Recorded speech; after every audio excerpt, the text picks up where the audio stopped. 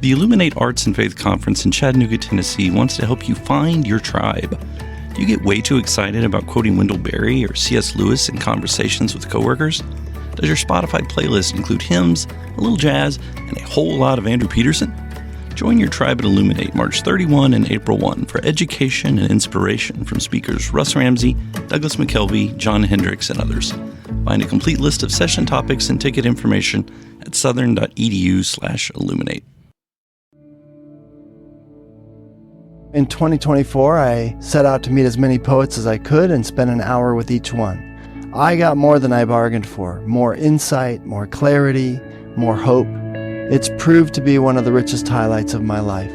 17 writers, 17 deeply human conversations that made me sit up and pay attention. Franz Kafka once said, if the book we're reading doesn't wake us up with a blow to the head, what are we reading for? A book must be the axe for the frozen sea within us. And that's what I hope this new book will do. I hope it wakes us up, my friends. I hope these conversations will be the catalyst for something to be reawakened, re-enchanted, and reinvigorated. It's called An Axe for the Frozen Sea, Conversations with Poets About What Matters Most. I'm Ben Palpin, and I hope you'll come and listen in as I spend a little time with poets like Lucy Shaw, Malcolm Guite, Dana Gioia, and Lee Young Lee. Pull up a chair at the table as we dig into what it means to write well and to live well. An Axe for the Frozen Sea is now available from Rabbit Room Press. Visit the store at rabbitroom.com, or better yet, ask about it at your favorite bookseller. We could read in a way that, we're looking for faults or looking for ways that we're offended, but if we read in a more open and charitable way, it really can help us to love our neighbors and to be less hostile and to be less negative. Welcome to the Habit Podcast, conversations with writers about writing. I'm Jonathan Rogers, your host. In this back-to-school episode, I'm talking with Rachel Griffis and Rachel DeSmith Roberts about their book, Deep Reading, Practices to Subvert the Vices of Our Distracted, Hostile, and Consumeristic Age.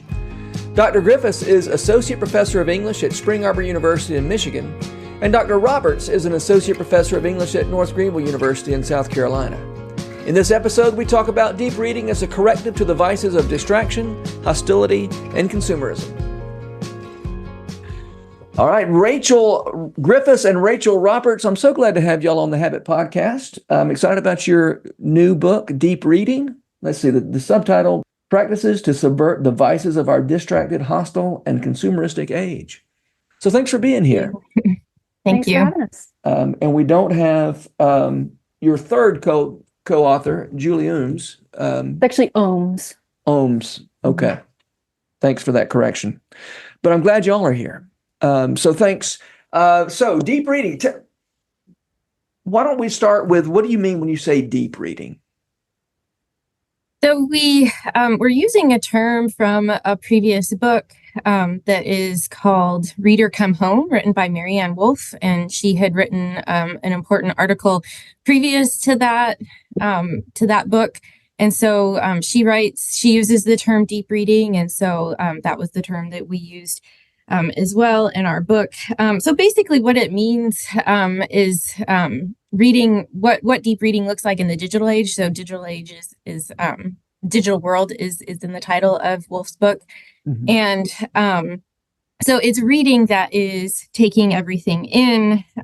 It's going for deep understanding, looking for the whole story and all the details. And she contrasts it, and we do as well, with skimming. So a lot of the reading that we do in the digital world is skimming, mm-hmm. Just like internet articles are written now in a way that makes it easy for us to skim, like the listicle and, the headings and the bold print and that kind of thing. And so reading, not to skim, but to take everything in, get all the details, look for the nuance, to pay attention, to understand in a deep way is what we consider deep reading. Hmm. Yeah, and maybe even, I think Wolf's definition includes words like inferential reasoning, critical analysis, insight. So it's understanding and then also kind of beginning to do things with that information. And I think a lot of the practices we talk about in the book have to do with what we do with what we read. Do we talk about it? Do we write about it? Do we reflect on it? And so, yeah, well, we can say more about that as we talk about practices. Great. Yeah. Practice. So, yeah, you bring up practices, and you in your introduction you specified that you chose to focus on practices rather than content. Right? There are lots of books, some really helpful, good books have been coming out. That kind of say here's some good things to read. Here's some ways. Here's some content that will shape character, that will shape that will grow you in virtues. And of course, you're interested in virtues as well, but you've chosen to focus not on content, but on practices. You say deep reading itself, whether the text is the Pilgrim's Progress or one that presents an antagonistic view of Christianity, trains us in the practices necessary to eschew vice and develop a virtuous disposition. So I'd love to hear more about that. Yeah. So you're not talking about curating the right reading list necessarily, although I get the impression you're not opposed to good reading lists. No. So we do want to be clear that books that focus on content are wonderful. One of the books that we engage is Karen Swallow Prior's On Reading Well, which is a wonderful book that I recommend to all of your listeners. We do think that there are lots of texts that are worth recommending and that are important for developing virtues. So things like Dante's Divine Comedy and The Pilgrim's Progress. So there are definitely lots of books out there that can be helpful in terms of developing virtue and working on your spiritual formation. What we saw though, as teachers, so the three of us came together as teachers to write this book, is that we really wanted more resources out there on how to teach students how to read. We wanted to be able to share our love of reading with others, and to be able to deal with, the age of distraction and those kinds of things. So how do we form better readers? That's kind of, I would say where the book came from, at the very beginning. And so our reading lists don't always line up with, what some of these other books are recommending, right? That's not a problem. But what we were wanting to produce was a resource that focused on the practices and not so much on the reading list, even though we do recommend certain books. So what we're saying when we say that you can develop these practices by reading a variety of texts, that it's not just about what the text is, but lots of texts that might be assigned in a class or meant to be read deeply. You can develop the ability to pay attention, to focus on one thing at a time for an extended time. You can develop the virtue of listening to others, learning how to enjoy a good book without expecting it to add dollars to your bank account. All of these things are really important practices that also align with the practices of Christianity and help us, develop spiritually. Yeah.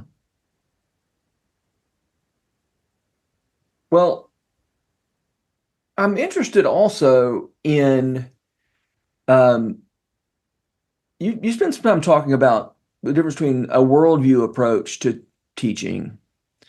And you don't seem to be too big on the worldview approach. So tell me, what are your critiques of the worldview approach, and why do you, how is deep reading, by your definition, different from a worldview approach to teaching? Let me give this a try. If my internet gets wobbly, then Rachel can rescue me here. Okay. So all of us were very much trained under the worldview approach. And so it's been very formative for us. It's not that we think it is completely problematic or something that no one should ever be taught. Right.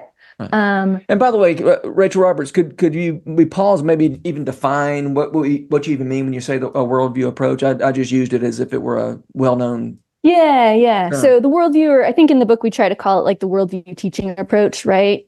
Really emphasizes this sort of right thinking, right? And also kind of a testing of new information to see how it fits with your worldview and if it is in line with the correct way of thinking and of viewing the world. And there's I a lot decide of ahead of time what the right view is, and then I compare. Yeah. Rather than receiving it, I judge and jury before I start reading. Yeah, and there's a lot of wisdom that has come kind of to us through that teaching approach. But if we're thinking about kind of formation, a worldview approach can form us to be skeptical, to treat every new thing as if it's dangerous, to ask questions like, should I be thinking about this? Is this going to harm me or someone else? And those are good questions to ask. But they can make us just approach things very skeptically, very critically, kind of all of the time. And that's a way of formation that we think maybe deep reading can help us be a little more generous in those ways. So, Rachel, do you want to add to that?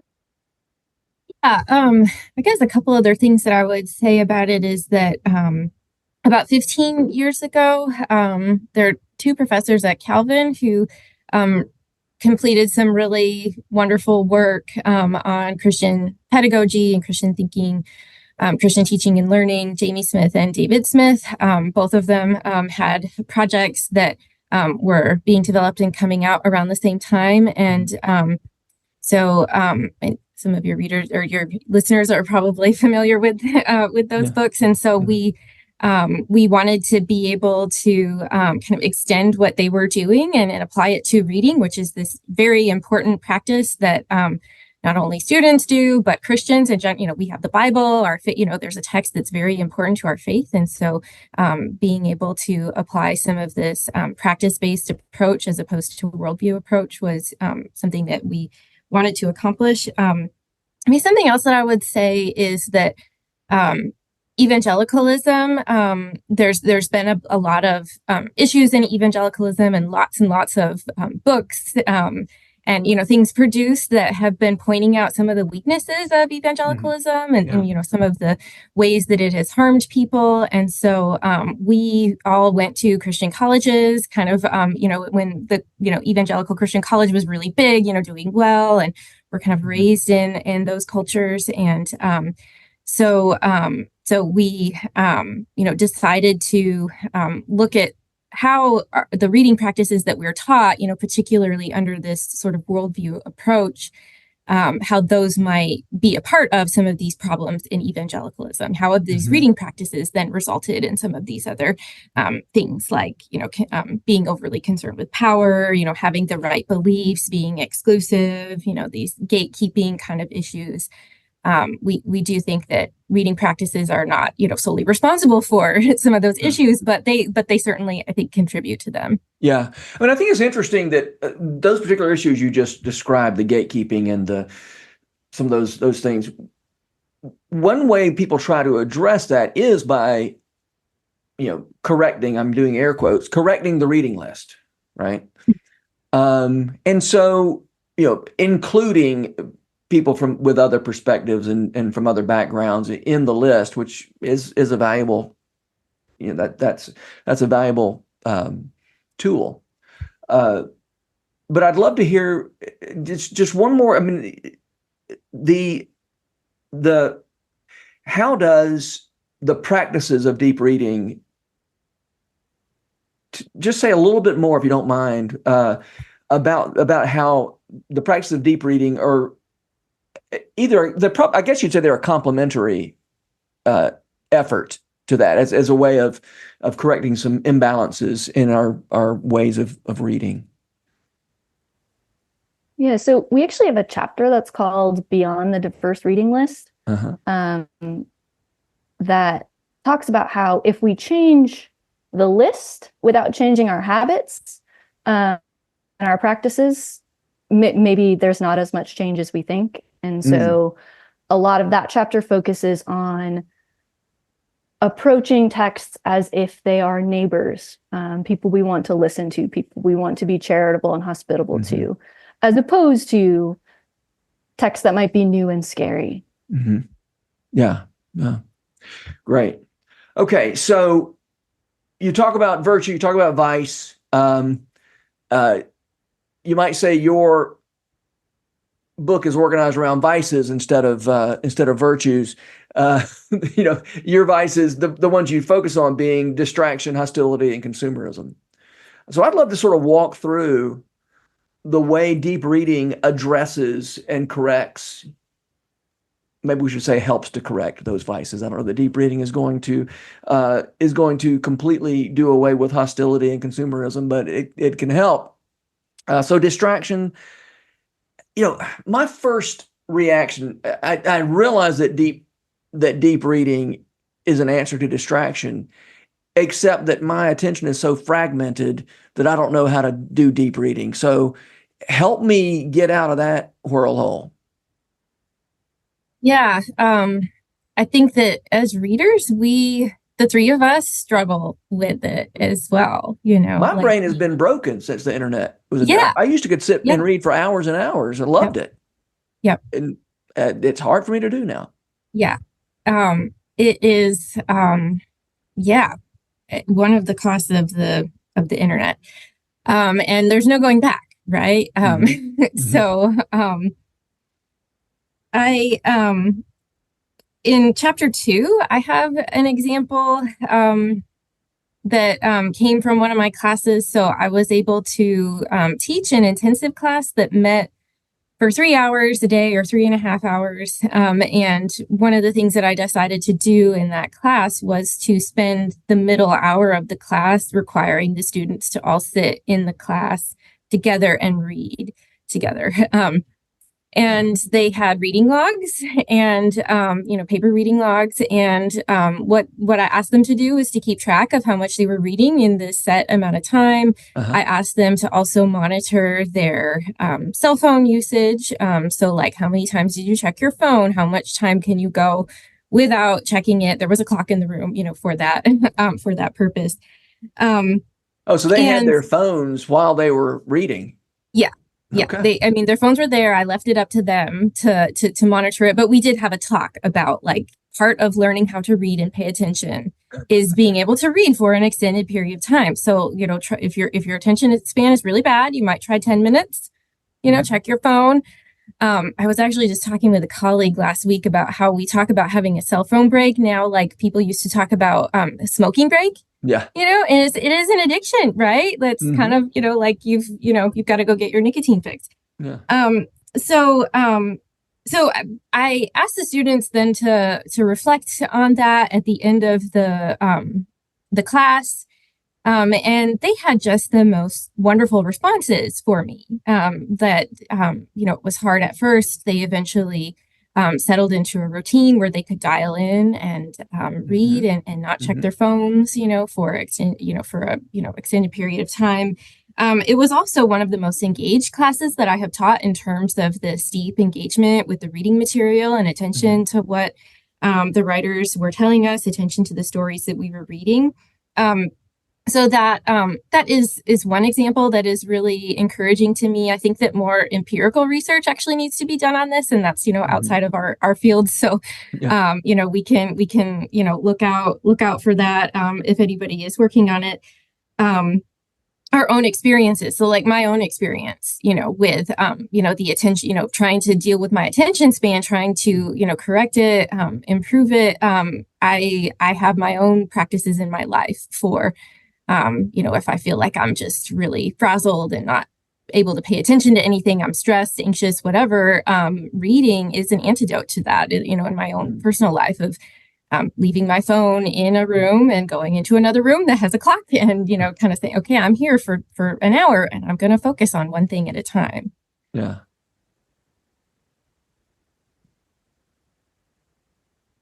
Well, okay. So let's talk about hostility. You posit deep reading as an antidote to hostility. So how does that work? How does deep reading rescue us from hostility?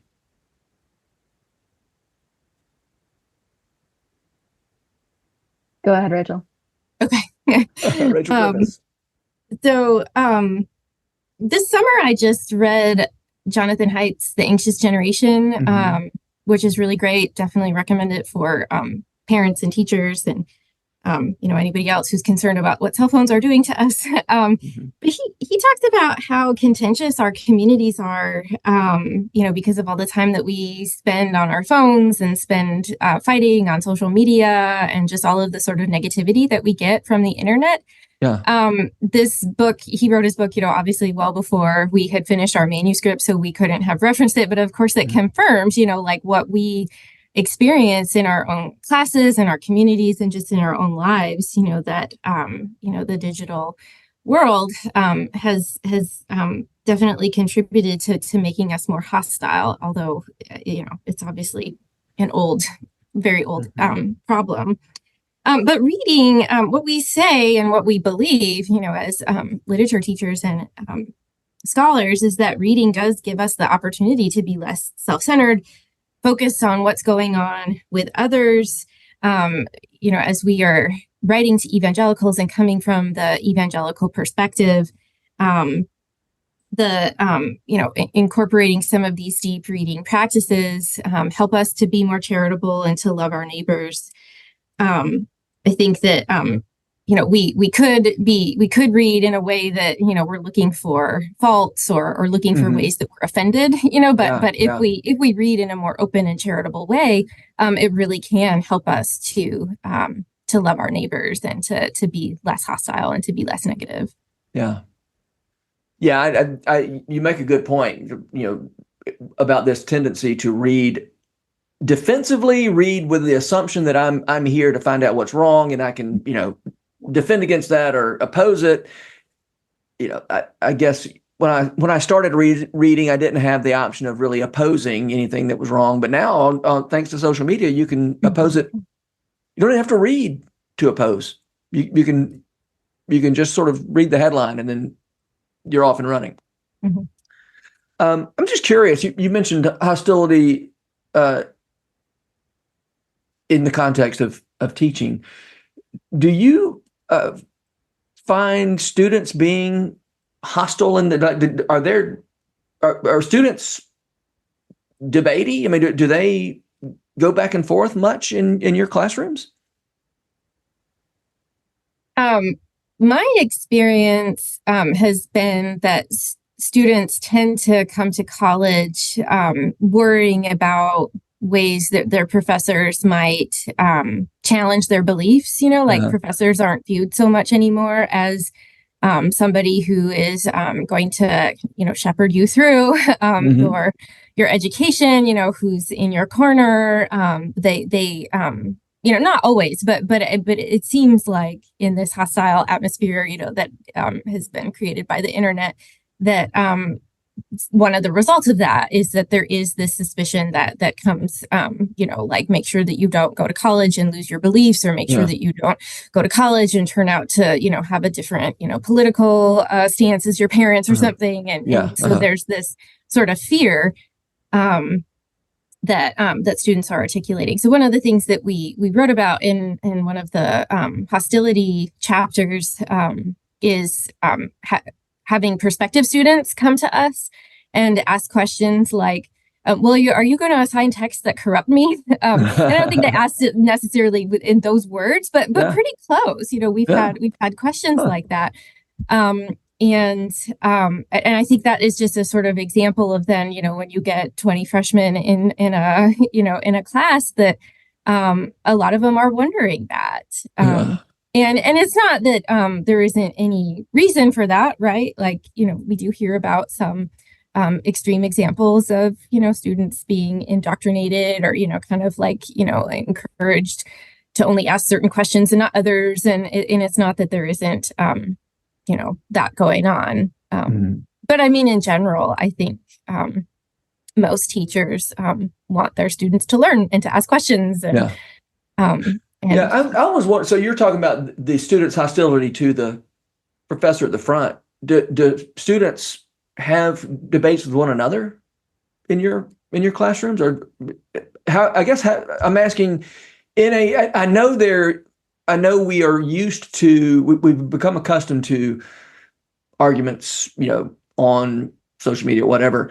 So I guess it's a two-pronged question. Do students argue with one another in class? And B, do they argue well? If they do they know how to argue well?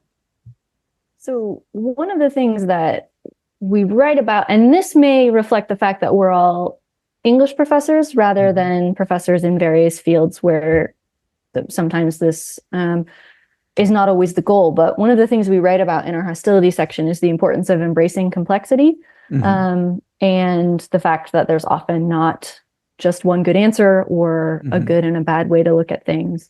And in the teaching of reading and literature in particular, that is often the case. And so with my students, I find our class interactions are at their best when we're not trying to figure out who's got the correct answer, but instead looking for, and I'm quibbling with words here, but looking for things that are true, right? Looking for things that are interesting and applicable and meaningful and beautiful in texts, and sharing that with other people. And that doesn't mean that, Rachel and I both mentioned earlier that we teach composition as well, right? And so we do teach things like how to argue well, avoiding logical fallacies, all these sorts of things. So it's not that the idea of the debate is irrelevant, but in terms of the kind of practices we've been trying to write about and cultivate, that's more where I've tried to put a lot of my classroom energy. I realize that's not exactly an answer to your question. Rachel may have a better one. No, I love that. I think that it's important as a teacher that students think about how a text or how a practice is challenging themselves, and to place themselves, in the classroom, and what does this have to do with me? At the same time, in the iPhone generation, I think it's a good practice to leave yourself out of it for a little bit and just think about what somebody else's story is saying. And that is really hard. And that this kind of gets into the consumerism. Like, what does it have to do with me? Well, not everything has to do with you. Like your opinions are really kind of irrelevant at the end of the day, right? This is somebody else's story. This is somebody else's experience. Why don't we just focus on that? What is this person saying, or how is this person answering a certain question? But with leaving yourself out of it, I think that's a really important practice for us all to learn. Yeah, not everything is a choose your own adventure story. Some things are, but not everything. Right. Yeah. Okay. Well, you mentioned consumers. Let's talk about it. What is consumeristic reading, and how are y'all talking about something besides that? So let me start with a couple short definitions, and then I know Rachel has some great stuff on practices for this concept. But a couple of things that we talk about as being consumeristic ways of reading might be something like reading for a checklist. This is an indictment for myself because I love a list. I love to check things off. Yeah. But if the point of reading is so you can check something off the list, I think there are shades of consumerism there. You mean like I want to be able to say I read Moby Dick, therefore. Well, exactly, right? Yeah. Reading for the social capital of something, right? Yeah. To have read the thing that is famous, or that is trendy, or that is I always say if you just want to say you read Moby Dick, just say you read Moby Dick. Don't go to right. Just lie about it. You can also lie about it, instead of, if it's just for checking it off, then what's the... Yeah, very much so, very much so. And then I might also, and this is again an indictment of myself. I teach a lot of survey classes where the point is to cover a lot of things, but not super deeply, right? And that can also, I like to think that my classes aren't inherently kind of shallow, but that kind of like broad survey reading, if we're not careful, it can also be, that kind of check this off the list and forget about it, right? And one important thing about deep reading is that it is deep. It's not the surface level. It goes beyond just noticing things, just basic comprehension, and into more things that are formative and that you kind of carry with you beyond the moment of reading the text. So Rachel, I think, probably has some things to say about reading for fun. Yeah. So in chapter 6, we talk about how central leisure is to the Christian tradition. So that's relying a lot on Joseph Pieper's Leisure, the Basis of Culture, which is a wonderful book. So we talk about how deep reading helps us develop those habits that then help us to observe the Sabbath and to engage in leisure activities, which is a part of the Christian tradition, a really important part. In American culture, we have so much pressure to monetize every aspect of our lives, right? Like if you're reading a book, like it needs to be doing something for you, right? It can't just be about enjoying the experience of it. Taking a step back and just paying attention and getting in the moment. It needs to get us social capital, or it needs to get us money, or we need to be able to post, a picture with the book on our social media or something to build our brand, and so, in the Christian tradition, we have this wonderful thing that we do, which is observe the Sabbath. And so, we encourage educators to actually make sure that you are taking moments in your classes to enjoy reading, and that you're talking about how enjoyable it is to the students. We know that in a class where you do have a checklist, you have a syllabus, you have things that you have to get done, that isn't always possible, that sometimes you're going to be all business, but we do think that reading is so important in human culture. It's important in in the history of Christianity, with the Bible being so important to us, that is something that we need to be taking time for. I think that in our classes, consumeristic reading, is kind of easy to explain in terms of like, well, is this just about retaining the information for the test, then moving on. I think in other contexts it can be a little bit more complicated. I think there's and y'all touch on this in your book, a real connection between a consumeristic approach to reading and the hostility that you talk about. That everything is what's the word I'm looking for? I mean, it is rather than expecting to be formed by a text, I come to a text with my preconceived notion of what I'm here for, what I'm here to get. I'm not open to the possibility that I'm going to get something that I wasn't here to get. And I think that's really close and really connected to, the idea that, a hostility that says I've got my agenda, and I'm going to oppose you, and I might round up some proof text, whether that's from Scripture or from Plato or from, I don't know, John Grisham. I don't know how you use John Grisham as a proof text, but I know what I'm trying to, I know what my argument is before I start, and therefore I'm just going to dig that out of what I'm reading so I can then apply that to. I challenge readers of our book to find the Wrinkle in Time anecdote, which has a lot of proof text stuff in it that is very relevant to this story. So there's your challenge, readers. Okay. All right. So y'all were in a writing group together. The two Rachels and Julie Ohms, you were in a writing group together. That's where this book originated, right? I'd love to hear about that. So I'll give a little background and then Rachel can pick it up. So the three of us have known each other for a long time. Julie and I actually went to the same undergraduate college, Dordt University in Iowa. And then the three of us ended up at the same institution for our PhDs, Baylor University. And so that's kind of how we met. And we stayed connected after we graduated. And we were all at the same academic conference, maybe 2-3 years out of graduate school. We got together at a coffee shop and did a little catch up about our lives and realized we were not doing a lot of academic writing. We were just so busy with all of the other things in our lives that we weren't getting that much writing done. And so we decided to form a writing group to encourage each other to get things done. And how was that structured? You just agreed that you were going to email each other some things at a certain time? Tell me about the structure of your writers group.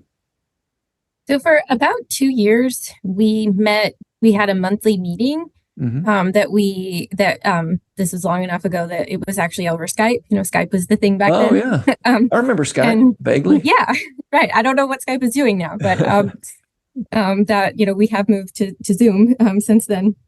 But so every month, one of us would send out a piece of writing, like a few days before we were scheduled to meet. We kind of rotated through. We were kind of flexible. Also, if somebody had a deadline, like I'm, writing this chapter for a book or something like that.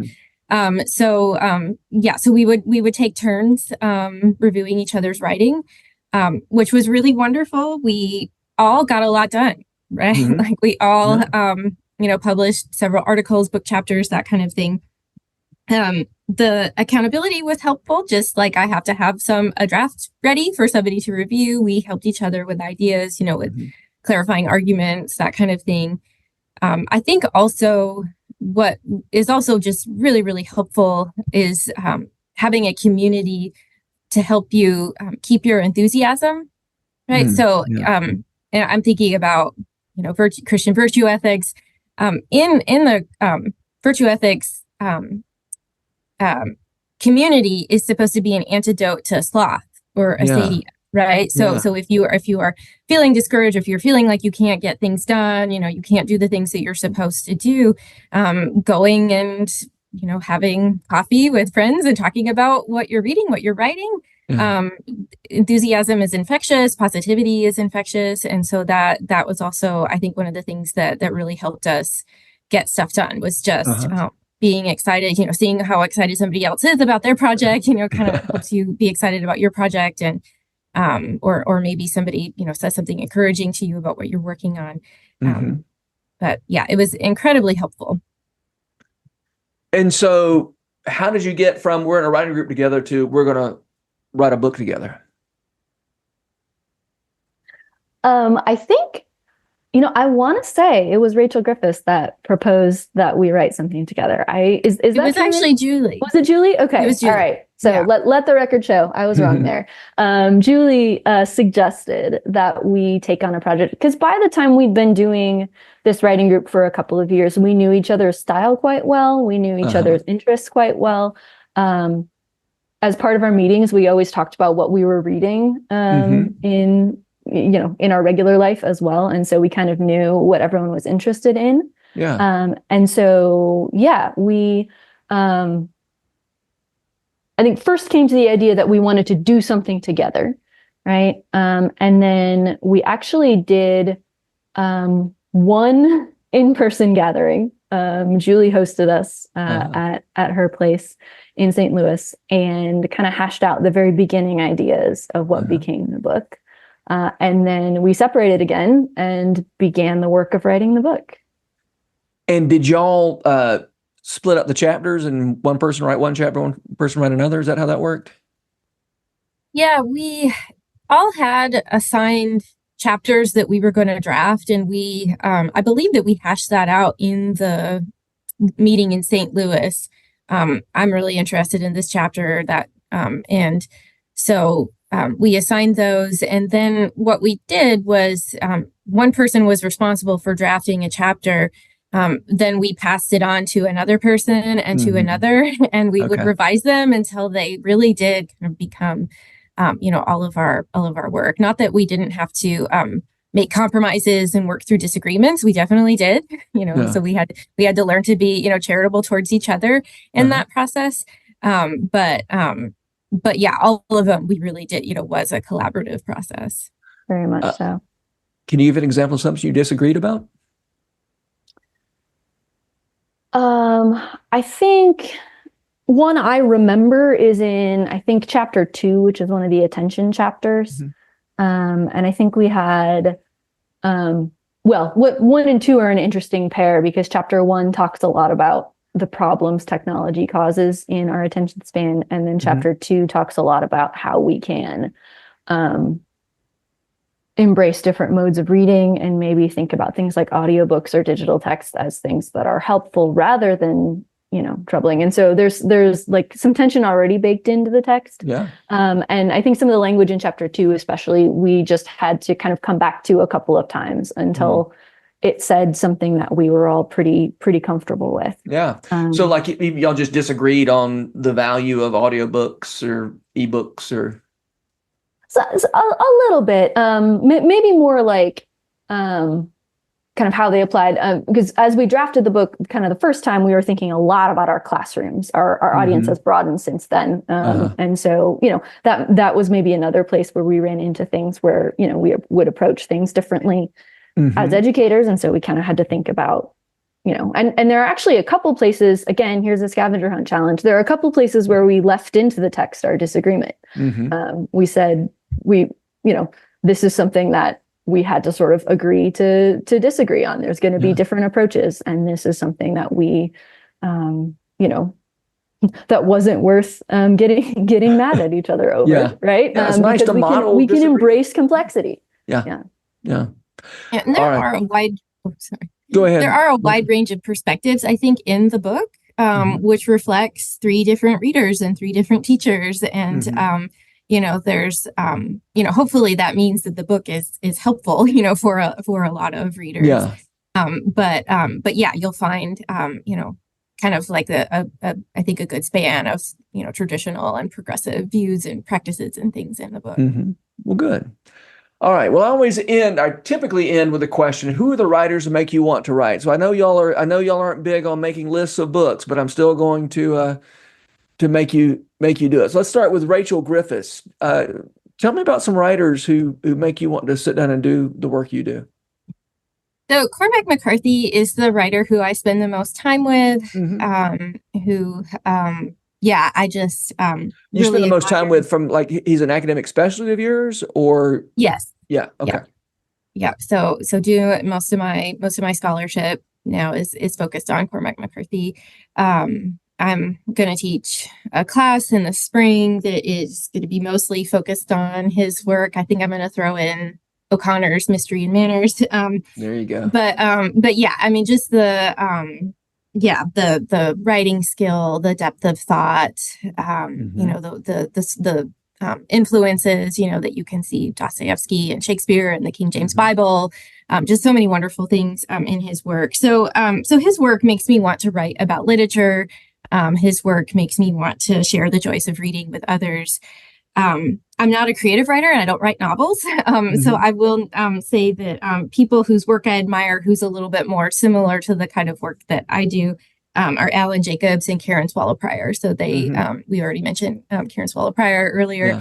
Yeah. They just are such thoughtful scholars, just really good writers. I usually teach at least one of them in any given semester or sections from their books, and so I really love their work. And I guess Alan Jacobs was at Baylor when you all were there. He came there, I think, partway through my degree program, which would probably be the same case for you, Rachel. Yeah. I think he was there when we left, but not when we arrived. Yeah. Rachel Roberts, tell me about who are the writers who make you want to write. Okay, so my cheesy answer is that my co-authors are writers who make me want to write. This is truly a writing project that I think is stronger because of all 3 of us. There are things that we really brought to each other, and so I have found working with Rachel and Julie super inspiring. And I. That's a perfectly acceptable answer. Amazing. It's amazing. I do have one more though, which is that in about 2 weeks, I'm going to teach an essay to my writing students called "Writing as a Spiritual Discipline" by Stephanie Paulsell. Okay. Which I encountered in a book about teaching, but I think it's recently been reprinted in a book called Charitable Writing. Oh yeah, right. I knew I'd and seen it is that a somewhere. spectacular essay about sort of about how writing is formative in the ways that we talk about reading being formative in our work, in the idea that the discipline of writing is something that is formative and beautiful and spiritual, and a way to think and a way to grow close to God. And she's particularly strong on audience. She talks about writing towards others and writing with the good of other people in mind. It's a really powerful piece. It's beautifully written, and my students, I teach at a Christian university, and they respond to it beautifully each semester. They find it very inspiring, and that class is a class in which they're going to be writing, for most of them, the longest research paper they've written up to this point in their career. And so we're trying to think about like what makes good writing habits, what is important for you to focus on this semester. And she's that essay is such a great place for us to start, that I'm so excited to teach it yet again. Great. Well, so much of the way we learn to write is where we learn to write for what writing can do for us. And I'm so glad that you are talking to your students about writing as a way to serve other people and to love other people and to be formed. So thank you. Thank you for your work. Thank you for your teaching, and thanks for this book. And thanks for being here. Thanks for having us. Thank you so much. The Habit Podcast is brought to you by The Rabbit Room, where art nourishes community and community nourishes art. You can support their work, including this podcast, by becoming a member. Visit rabbitroom.com/membership. Special thanks as well to Taylor Leonard for letting us use her song Diamonds as the theme music for the Habit Podcast. You can learn more about Taylor and follow her work at taylorleonard.com. The Habit Membership is a library of resources for writers by me, Jonathan Rogers. More importantly, The Habit is a hub of community where like-minded writers gather to discuss their work and give each other a little more courage. Find out more at thehabit.co.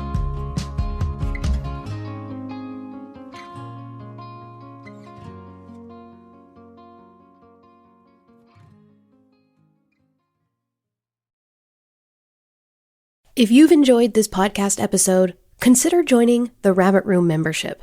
Your membership helps sustain this community, funding everything from publishing and podcasts and theater productions to events and programs that support artists who create with a Christ-centered vision. We'd love to have you on board. Learn more at rabbitroom.com/member.